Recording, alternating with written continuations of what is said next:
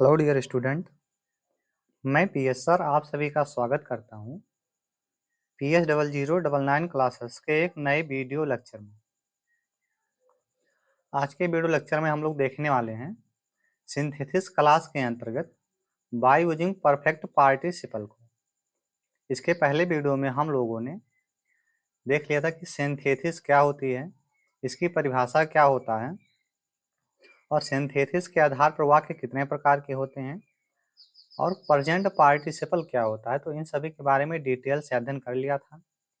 अभी तक आपने उस क्लास को नहीं देखा है तो चैनल के प्लेलिस्ट में जाके उस क्लास को देख लेंगे और उस क्लास का पीपीटी नोट आप टेलीग्राम चैनल PS0099 क्लासेस वहां से जाके प्राप्त कर लेंगे।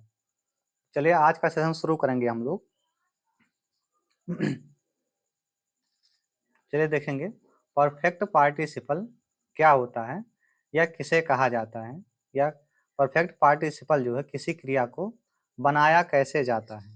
कोई भी क्रिया लिखी होगी तो उसको परफेक्ट पार्टिसिपल हम लोग कैसे बनाएंगे। तो इससे पहले हम लोग देखेंगे कि हम लोग दो या दो से अधिक वाक्य दी रहेंगी। जब आप एग्जाम में बैठेंगे तो आपको दो या दो से अधिक सेंटेंस दी हुई रहती हैं और डायरेक्टली बोला जाता है कि इसको आप सिंपल सेंटेंस बनाइए। वहां आपको ये नहीं दिया होता है कि बाय यूजिंग आप परफेक्ट पार्टिसिपल का यूज करके बनाएंगे या प्रेजेंट पार्टिसिपल का यूज करके बनाएंगे, पास्ट पार्टिसिपल यूज करके बनाएंगे। यानी आपको सिंपल सेंटेंस नॉर्मली दे देगा और बोलेगा इसको कंबाइन करो और एक सिंपल सेंटेंस बनाओ। तो यहाँ हम लोग देखेंगे कि कोई भी सेंटेंस दिया होगा तो हम लोग कैसे जानेंगे इसमें कौन सा रूल लगेगा, क्योंकि सिंपल सेंटेंस बनाने के कई सारे रूल होते हैं, 7 से 8 रूल होते हैं सिंपल सेंटेंस बनाने का।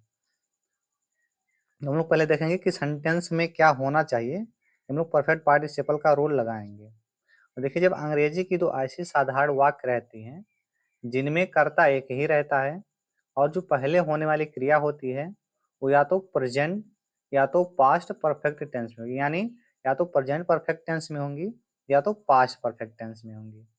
जैसे हम लोग देखेंगे I have learned English, I am about to go to home now. तो यहाँ देखिए जो पहला सेंटेंस हमारा है आई हैव लर्नड, ये हमारा प्रेजेंट परफेक्ट का है और दोनों सेंटेंस जो हैं उनका सब्जेक्ट सेम है।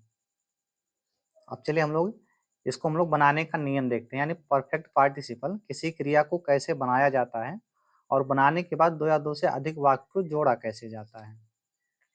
तो देखेंगे कि जब भी किसी क्रिया को परफेक्ट पार्टिसिपल का रूप देना होता है तो हम लोग क्या करते हैं, हैविंग प्लस उस क्रिया का थर्ड फॉर्म लिख देते हैं। परफेक्ट पार्टिसिपल बनाने के लिए क्या करना है, आपको सीधा हैविंग लिख लेना है और उस क्रिया का थर्ड फॉर्म लिख लेना है, ये आपका परफेक्ट पार्टिसिपल बन जाएगा। किसी भी क्रिया को परफेक्ट पार्टिसिपल बनाने के लिए हैविंग प्लस उस क्रिया का थर्ड फॉर्म लिखा जाता है।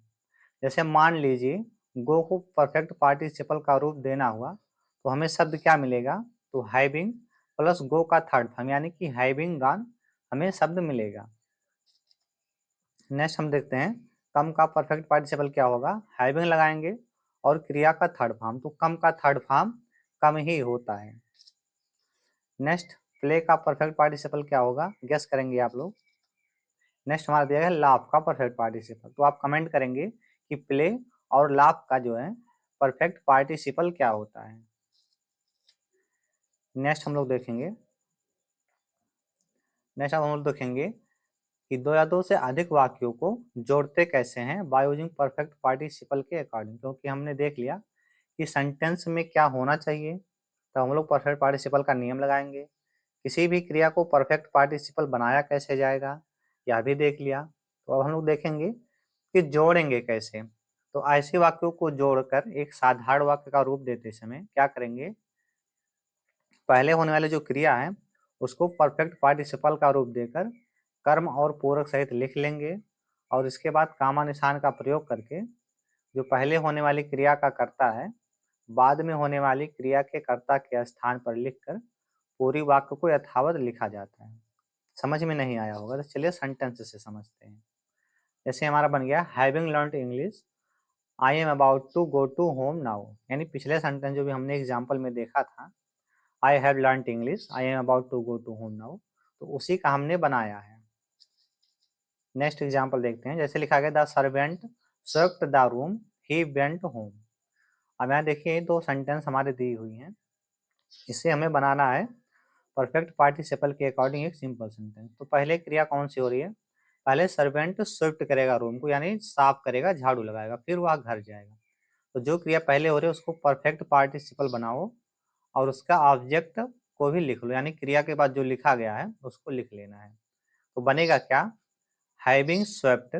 अब उसके बाद लिखा क्या गया है? The room. Having swept the room, comma लगाएंगे।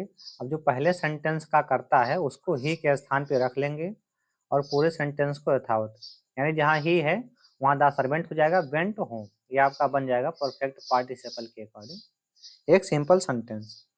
नेक्स्ट है I have written a letter to Ram, I am putting it into the mail box.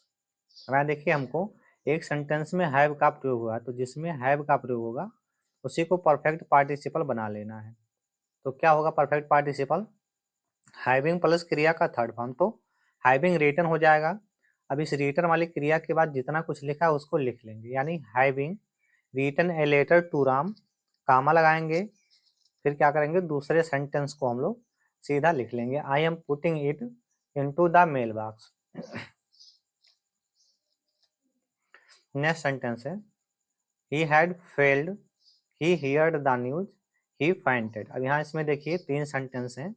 2016 में पूछा गया, सॉरी 2006 में पूछा गया क्वेश्चन है यूपी बोर्ड में। तो चलिए इसको बनाएंगे। तो ये हमारा बन जाएगा having heard the news of his failure, he fainted. जो क्रिया पहले हो रही है उसको हम लोग परफेक्ट पार्टिसिपल बनाएंगे, यानी हैविंग प्लस उस क्रिया का थर्ड फॉर्म।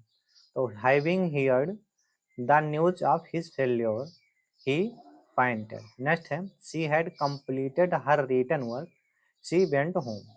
वह अपना काम पूरा की और घर चली गई। चलिए इसका बनाएंगे। तो जिसमें हमारा परफेक्ट या प्रेजेंट परफेक्ट या पास्ट परफेक्ट वाले जो सेंटेंस होगी उसी को हम लोग परफेक्ट पार्टिसिपल बनाएंगे। तो having completed her written work, इतना ही आपका बन जाएगा, फिर कामा लगाएंगे, she went to market. Having complete her written work, she went to market, ये आपका बन जाएगा परफेक्ट पार्टिसिपल। यानी हमको क्या करना है, जो परफेक्ट टेंस में है उसी को हम लोग परफेक्ट पार्टिसिपल बनाएंगे। तो हैविंग प्लस क्रिया का थर्ड फॉर्म लिखेंगे, तो हैविंग कंप्लीटेड हो गया। अब इस कंप्लीट के बाद जो भी लिखा है उसको हम लोग लिख लेंगे। तो having completed her written work, comma लगाएंगे और दूसरे सेंटेंस को सेम हम लोग लिख लेंगे। आज की वीडियो हमारी यहीं समाप्त होगी। यदि हमारी वीडियो आपको पसंद आई हो तो चैनल को सब्सक्राइब करें और अपने सभी साथियों के साथ शेयर करें। यदि आप क्लास का पीपीटी नोट चाहते हैं तो टेलीग्राम चैनल PS0099 क्लासेस वहाँ से जाके प्राप्त कर लेंगे। तो मिलते हैं नेक्स्ट वीडियो में, तब तक के लिए जय हिंद।